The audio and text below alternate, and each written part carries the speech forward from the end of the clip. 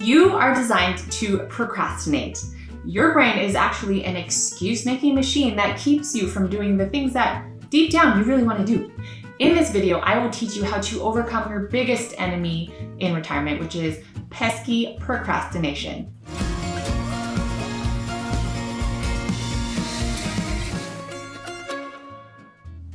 Hi there, and congrats for not procrastinating on learning how to stop procrastinating. This is a big first step.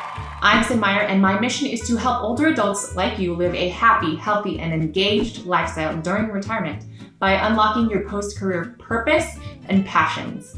I have seen so many people struggle with procrastination. When people come to me, they're usually stuck in a rut and putting off their most important, fulfilling retirement goals, not because they're lazy and not because they're out of ideas, they're not. They're actually very typically successful people who have worked very hard to raise families and have impressive careers behind them. Yet, when it comes to retirement, they can't seem to get motivated and find a way to structure their days in a way that's not only productive, but also fulfilling, full of purpose and exciting. Why is that? I will tell you, one of the biggest culprits is the way that your brain is designed. We procrastinate because our brains are designed to avoid anything unpleasant or dangerous, to reserve energy and survive in the wild. Of course, we as humans have evolved beyond simply surviving in the wild, and that no longer serves us in today's modern world, especially if you're watching this video safely inside, like from a screen. Basically, your brain is hardwired to reserve your energy, which means that your subconscious is telling you to hang back and stay in your comfort zone. And let's be real, your comfort zone feels good. It feels safe, which means procrastination feels safe. Dr. Tim Pitchell, who's part of the procrastination research group at Carleton University, says that procrastination has nothing to do with putting off the tasks themselves, but instead has to do with your moods around them, which means procrastination is all about how you feel. When you put things off, you feel better. It's only natural to put off doing something that feels difficult or unpleasant or even scary if it's the unknown. The problem, you feel better in the moment, but in the background is accumulating a bigger and bigger distance between the goals that you truly want to accomplish and yourself. And so what ends up happening is immediate satisfaction with long-term dissatisfaction and disappointment.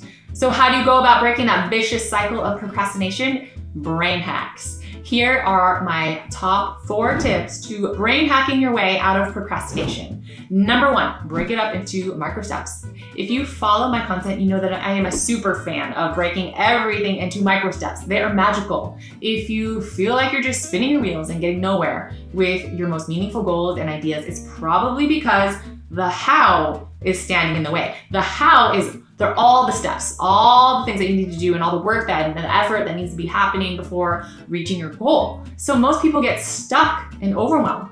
And the best way to just cut through overwhelm is to clarify your exact steps. And the way to successfully do that is to break them down into what I call microsteps.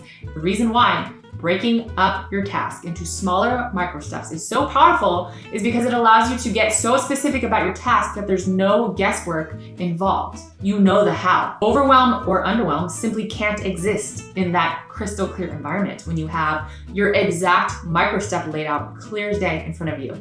The beauty of microsteps is if you make it a consistent habit, which is simple yet very challenging to do, you won't even notice when you make big progress. You'll just consistently be chipping away at your goal 1 microstep at a time, super focused. And then one day you'll look up and you'll see that you've come a long way. It's amazing to see. The critical ingredient is just to be consistent and take 1 microstep per day. Don't skip any days. If you fall behind on your microstep for the day, it's probably too big and you need to break it down even more.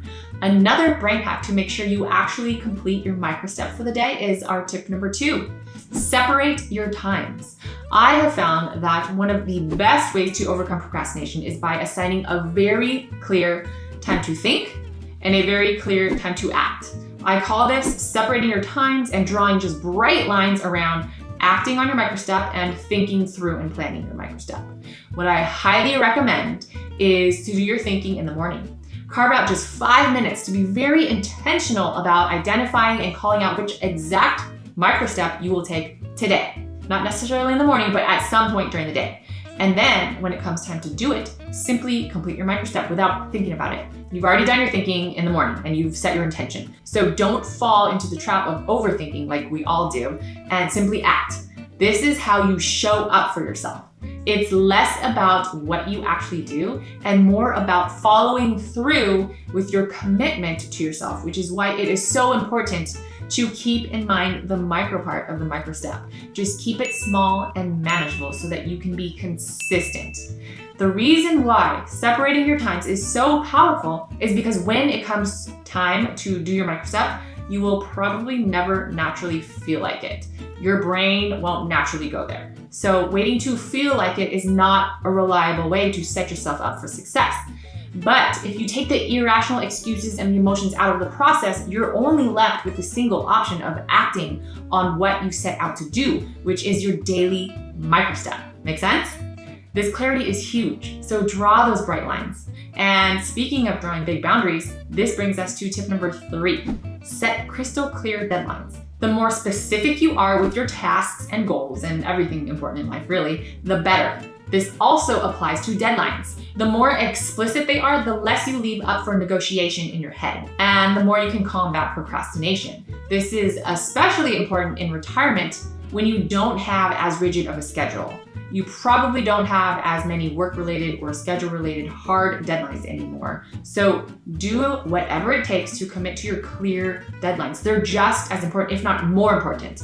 If you need extra accountability, find an accountability buddy. Let a friend or a spouse or family member know that you've set a very clear deadline for yourself. Put it out there. External accountability is a very reliable way to stick to your own intentions. In fact, there are studies to back this up too. For example, when a group of students were given 3 separate deadlines for completing 3 separate assignments instead of one big expansive time frame, not only did they do it sooner and avoid procrastination, but also they performed significantly better than those who had just been assigned the one final deadline. So, setting clear deadlines often is a great way to go. If you want extra accountability and if you really want clarity and focus for achieving a more purposeful retirement life, we are here to help. You can book a one-on-one breakthrough session at no charge. Just be sure to use the link below this video in the description. We help people every day, specifically in retirement, live their best lives. So feel free to reach out. Finally, one of the most effective ways to avoid procrastination is tip number 4, remove distractions. More specifically, when it's time to take action, clear the area of any distractions and temptations. Out of sight, out of mind. Research shows that people are 4 times as likely to procrastinate today versus 30 years ago. And the main culprit? Technology. It's so easy to mindlessly scroll through Facebook or watch one more TV or Netflix show or play games on your iPad. These devices are designed to be addictive and they're designed really well. Your chances for success are greater when distractions like these are out of sight. So when it comes time to complete your micro step for the day, put your phone away, turn off that screen or whatever it may be, and give yourself the physical space to focus. So to recap, number 1, break it up into micro steps. Number 2, separate your times, your time to think versus your time to act. Number 3, set explicit deadlines, draw bright lines. Number 4, remove distractions physically from your space. Procrastination is a trickster that you can outsmart. By using these 4 tips, you can get your brain to work for you and not against you.